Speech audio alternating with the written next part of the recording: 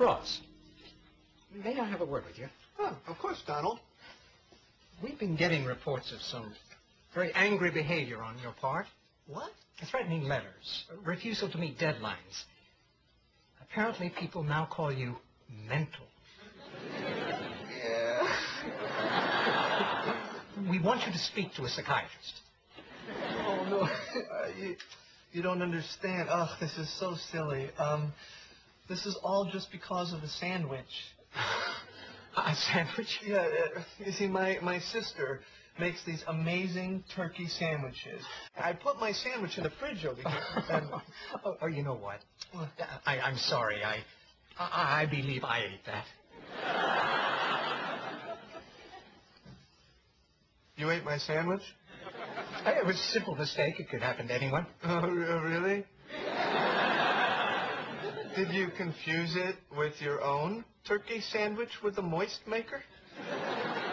No. Do you perhaps remember seeing a note on top of it? There may have been a joke or limerick of some kind. That said, it was my sandwich. Now calm down. Come look in my office. Some of it may still be in the trash. What? Well, it was quite large. I had to throw most of it away. You threw my sandwich away. My sandwich? My sandwich?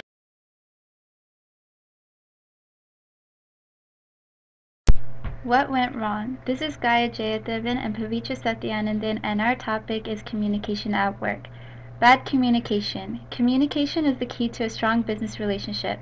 After all, it is the only way for information to effectively spread throughout the business so that everybody can be informed to the degree that they require to properly achieve their goals and tasks. Communication affects employee satisfaction and general productivity.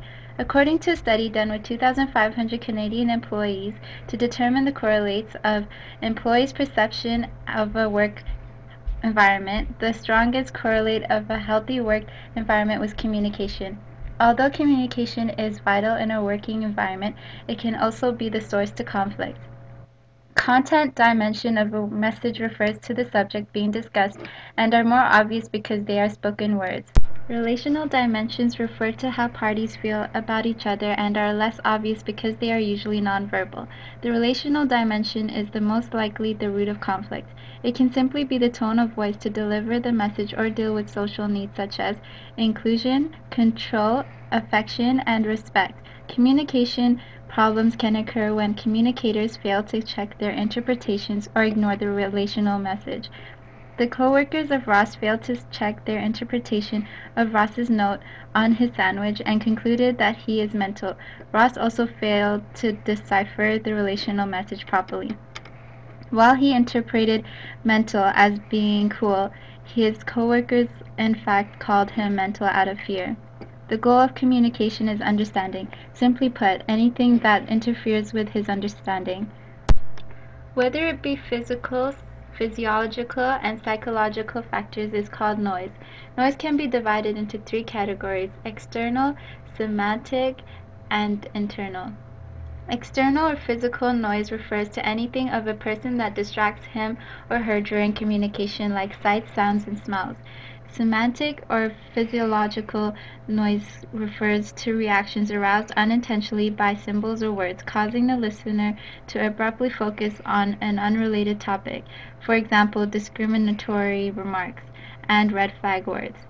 And internal or psychological noise refers to thought or feelings that interfere with communication. For instance, Ross's boss wanted to discuss his behavior at work. However, upon finding out his boss ate his sandwich, his feelings interfered with the communication process.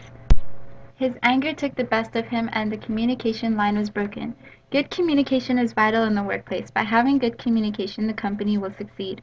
It will be two-way. Not only should the employer be talking while the employees listen, but also vice versa. Internal communication is between management and employers. External communication is between company staff and clients, suppliers, vendors, etc. Good communication provides employees with understanding of what is needed to be done and expected. With this knowledge that employees have gotten leads to loyalty, satisfaction, and profits from clients. Good communication can reduce misunderstandings, errors, frustration, and conflict. A happy employer means happy employees, which means happy clients, which lead to increase in profits. To have good communication within the workplace, it should be encouraged where employees feel free to ask any questions or discuss any conflicts. This diagram shows how communication works with feedback. It's broken down to different parts to understand communication. Feedback is transmitted, received, and recognized by noise sources. A good communicator should be able to adapt to any changes and respond in the way people communicate in different environments. For example, a business employer might communicate differently with an employee from Canada than an employee from another country. The clip that's about to play shows the employer in the office having a meeting with all his employees and encouraging them to talk about any dilemmas in the workplace. As he opens the discussion, he makes the environment comfortable for employees to. I will go first.